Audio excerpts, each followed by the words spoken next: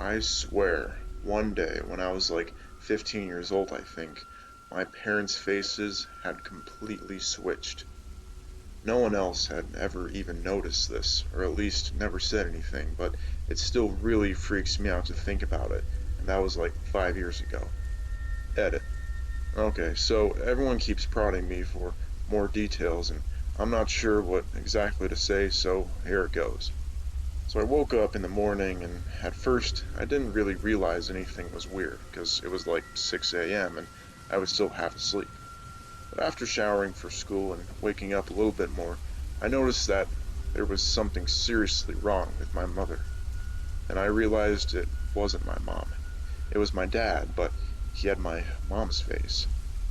I was gonna say something, but my little brother got up and was like, "Good morning, Dad," like everything was normal. Then, before I even had time to process everything, I had to leave for school. Everything was fine at school, and I even almost forgot about it, but when I got home, I saw my father again, still with my mother's face. And my mother walks in and starts talking to him, and she has his face. At this point, I'm just dumbfounded. I have no idea what's going on, so I just sit down and start doing my homework aimlessly. And when my little brothers get back from school, they just act like nothing is wrong. So eventually, I just decided to go on with it and not say anything. I mean, I didn't want them to think I was crazy or anything. Anyways, I woke up the next morning and everything was back to normal, but I still have dreams about it sometimes. That is my creepy glitch in the Matrix story. So I was riding transit in London on YouTube, seated with my earphones in and just daydreaming. All of a sudden, a super good looking, attractive girl sits down opposite from me. She was brunette, had beautiful eyes, red coat, and a very, very distinct tattoo on her wrist. This part is very important. Right as the doors close, an old man gets on and stands beside me, so I offer him my seat, which he gladly takes. I stand up for the next 3 stops, at which point he gets off, so I finally have the opportunity to sit back down.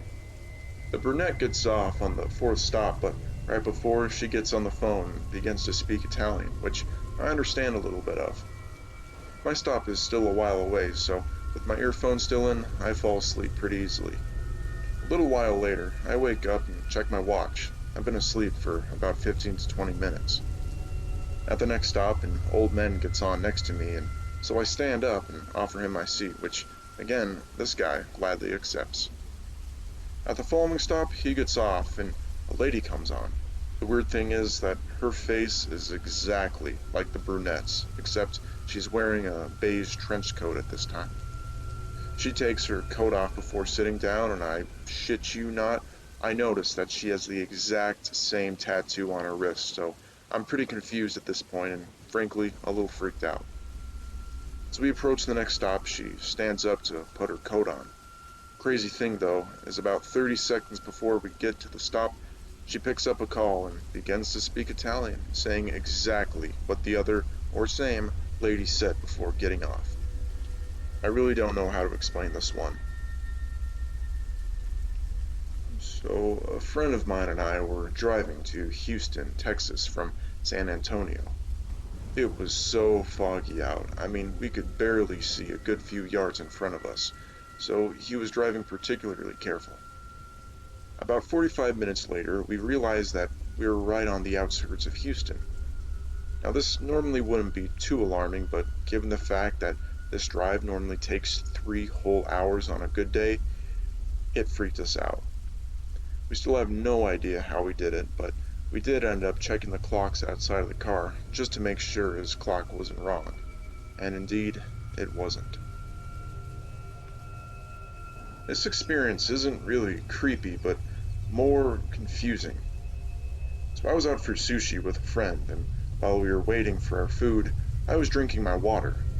I distinctly recall taking several big gulps before noticing that no matter how much I drank from my cup, the water level would not go down. I even pointed this out to my friend, and just to test it, he himself took a few more big gulps out of the thing, and no matter how much we tried, the water line remained the same. It wasn't until after our food arrived that it finally went down, but man, was that weird. I like to humor myself sometimes and think that the waiter was doing an exceptional job.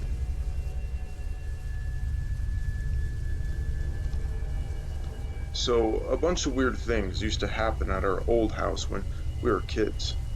I guess the weirdest, glitchiest one involved our cat, though. One day, my sister and I can't find the cat and were pretty worried he got out, so we began a search for him. He wasn't on the main floor, so I take upstairs while my sister searches the basement. After a few minutes, I find him on the top bunk of our beds, and at that precise moment that I yell, "I found him," my sister yells the exact same thing too. I looked back at him. I climbed up halfway up the bed, so I'm face to face with him at this point, when he suddenly lets out a series of terrible, violent, hissing sounds. Now, this cat has never in his life hissed at me, or anyone else that I know of for that matter, and I suddenly got this terrible feeling of dread, like something was just off and seriously wrong. I ended up running back downstairs just as my sister is running up from the basement. I told her what happened, and she says that she felt the exact same feeling while she was in the basement too. We warily made our way back upstairs, thinking maybe somehow a stray cat had gotten in and looked exactly like our cat. But turns out there was nothing up there. No cat. We even looked everywhere, but still nothing. And there was no way that he could have passed by us because we were both on the stairs. So we walked back downstairs and searched the house high and low. No doors or windows were ever open, and eventually ended up finding our cat, sweet as ever, downstairs on the couch. Also, things would go missing a lot or turn on by themselves, etc. I'm not saying it was a haunting, but it was certainly some sort of maybe reality glitch, or I don't know. Me and one of my exes were driving an RV back home he had just bought from Arizona to Oklahoma. On our first day driving, we had driven all day and finally had the chance to look at the map to see just how many miles we had traveled. And the miles only ended up being about 150, which was really weird considering the fact that we had driven nearly 11 to 12 hours maintaining a speed of 65 to 70 the entire way without much traffic or anything of that matter. We don't know what happened exactly, and at the time I did laugh a lot about it. He, on the other hand, wasn't very amused. So way back in 2013, my cousin told me an amusing story where he came home to find a swan in his back garden and ended up having to chase it away.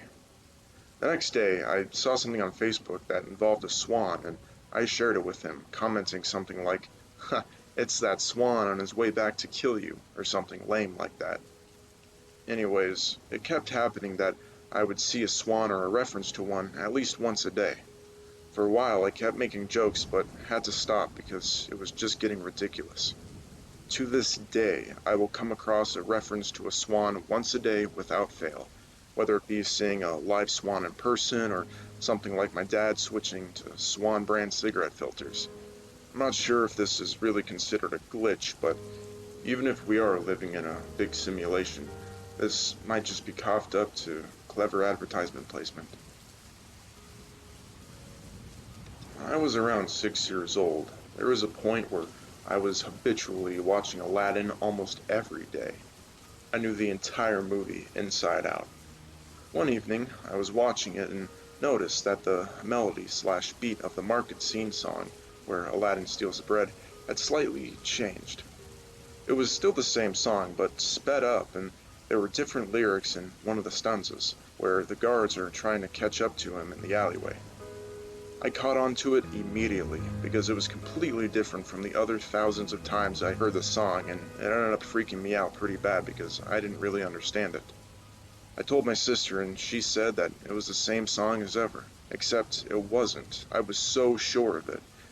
It actually still freaks me out to this day when I hear that song and that specific part sounds slightly off. Maybe I'm crazy. Who knows?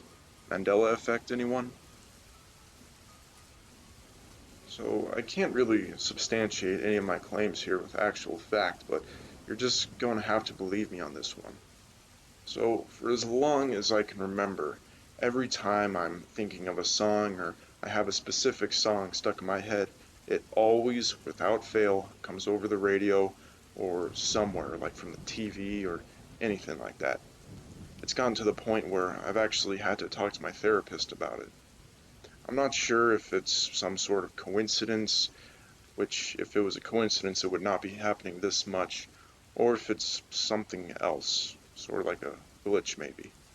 I'm not sure. My brother actually has had the same thing happen with him, so even if these glitches are hereditary, it still wouldn't make sense.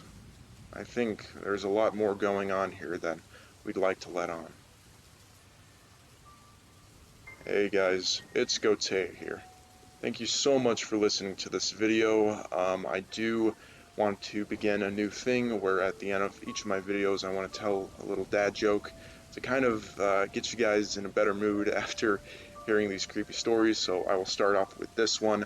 It's a classic, so just hang in there with me.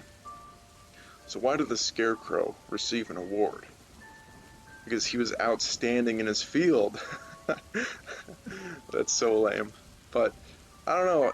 It might help with the mood getting out of these videos and going back into your normal lives. Just something to calm me back down and calm your nerves. Because I know after listening to some scary stories, I'm always on edge. So hopefully that helped you out. But if any of you have any stories of your own, please do not hesitate to send them to me via my personal email linked in the description below, and I'll be sure to include them in a future video. With all that said, thank you again so much, and I will see you mates in the next episode.